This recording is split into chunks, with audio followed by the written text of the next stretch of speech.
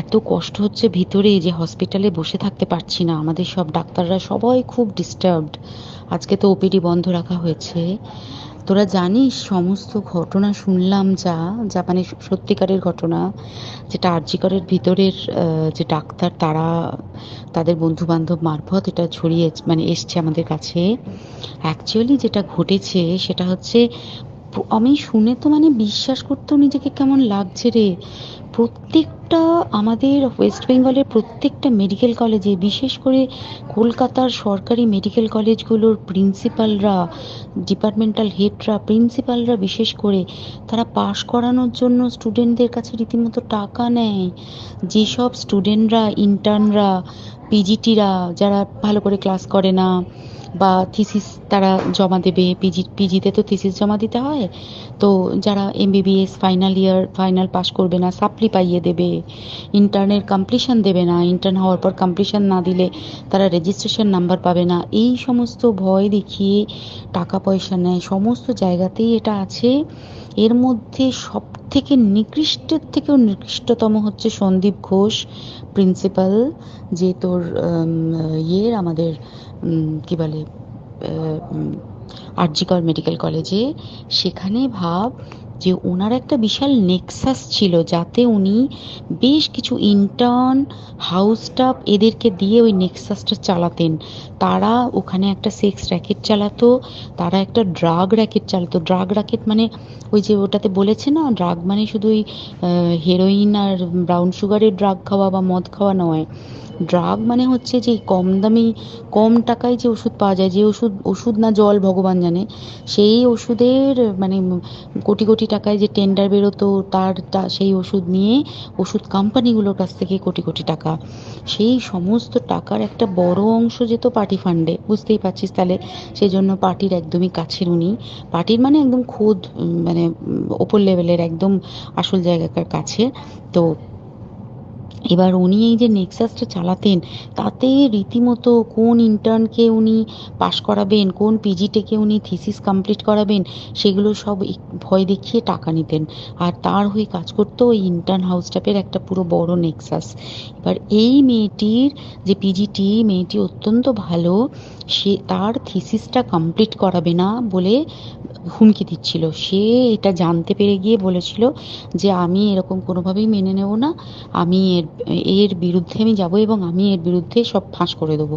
তখন তাকে রীতিমতো ধমক দেওয়া হচ্ছিল। এটা চলছিল লাস্ট 6 মান্থস ধরে, 6 মাস ধরে তাকে হুমকি দেওয়া, তার প্রতি মানে বেশি বেশি প্রথমের দিকে কি করছিল, অত্যাচার করছিল। মানে কিরকম, বেশি বেশি করে নাইট ডিউটি দিচ্ছে, at a stress 36 hours duty, বেশি বেশি করে নাইট, বেশি বেশি করে খাটানো, এবং এগুলো সব জানে ডিপার্টমেন্টাল হেড, চেস্টের যে ডিপার্টমেন্টাল হেড সেও জানে, সিনিয়র পিজিটিরা সবাই জানে।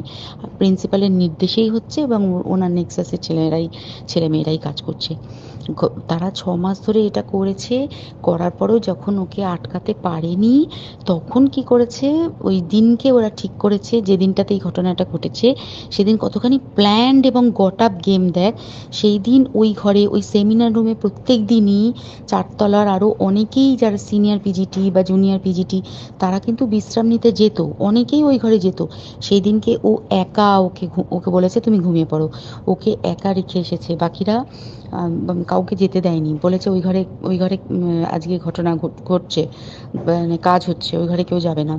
ওই ঘরে সেই দিনকে ওর সাথে যখন খাওয়া দাওয়া করেছে বাকি 4 জন, সেই 4 জনের মধ্যে একটি মেয়ে পর্যন্ত ছিল। সে কিরকম মেয়ে চিন্তা কর, এরা ডাক্তার না জানোয়ার জানি না, আমি জানোয়ার বললেও জানোয়ারদের অপমান করা হয়, কারণ জানোয়ার সমাজে এরকম কাজ হয় না। তো ডাক্তার না কি আমি বলতে পারবো না। সেই ইন্টার্ন মেয়েটি আরেকটি ইন্টার্নের গার্লফ্রেন্ড। তো তার সাথে ওই পিজিটি মেয়েটির প্রচুর ঝগড়া হয়েছে। ঝগড়া হওয়ার পরে তারা তো হুমকি টুমকি দিয়ে চলে গেছে, দিয়ে তারপর বলেছে তুমি ঘুমো। এবার ও তো আর জানে না, ভালো মনে শুতে এসেছে। তারপরে তারা গিয়ে মদটদ খেয়েছে, 7-8 জন মিলে চড়াও হয়েছে। এবং তোরা জানিস যে প্রথমে তার হাত দুটোকে দুপাশে 2 জন ধরে রেখেছে, এবং সেই কাজে সেই মেয়েটিও সাহায্য করেছে, ইন্টার্ন মেয়েটি। 2 জন ওকে পা দুটোকে টেনে জরাসন্ধর মতো ছিঁড়ে ফেলেছে, মানে ছেঁড়ার মতো করে টেনেছে, যাতে পেলভিক বোন ভেঙেছে, কলার বোন ভেঙেছে। মানে কি বিপর্যস্ত মানে বিধ্বস্ত, কি নৃশংস অত্যাচার করেছে। ওকে উল্টো দিক করে শুইয়েছে, পিঠের ওপর দিয়ে বুট পরে হেঁটে গেছে, মাথাটাকে এমন থেঁতলেছে যে মানে স্কাল ফাল রাপচার হয়েছে। এই সমস্ত করার পরে শ্বাসরোধ করে তাকে মেরেছে। মেরে তারপরে আরো যেটা আরো ভয়ঙ্কর, যে একটা মৃত মানুষকে মিনিমাম ডিগনিটি দিতে জানে না, তারা নিচে এসে দেখেছে ওই সঞ্জয় তখন বসে মদ খাচ্ছিল অন্য আরো গ্রুপ ডি স্টাফদের সাথে। সঞ্জয় ছেলেটা হচ্ছে তার কাটা সঞ্জয় বলতো ওরা, ওকে বলে ফল গাই। মানে ওর একটু ওইসব আলুর দোষ আছে, ও যত্রতত্র যখন তখন প্রস্টিটিউট এলাকায় যায়।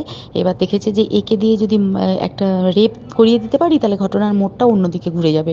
এইবার ওকে বলেছে, যা সেমিনার রুমে তোর জন্য রেখে এসছি, যা তুই এবার গিয়ে কাজ করে দিয়ে আয়।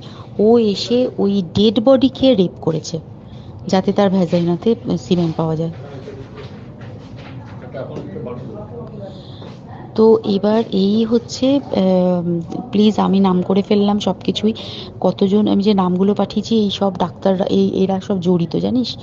কিন্তু কেউ কোনো প্রমাণ নেই, প্রমাণ লোপাটের জন্য সেদিনকে ওই ইন্টার্ন এবং ডাক্তাররা যে ওইখানের যে বাথরুমটাতে হাত পা ধুয়েছে, রক্ত ধুয়েছে, সেইটাকে সাত তাড়াতাড়ি প্রমাণ লোপাটের জন্য ওই দেওয়ালকে ভেঙে দিয়ে তার মানে ওই বাথরুমের জায়গাটাকেই ভাঙতে হচ্ছে ওদের।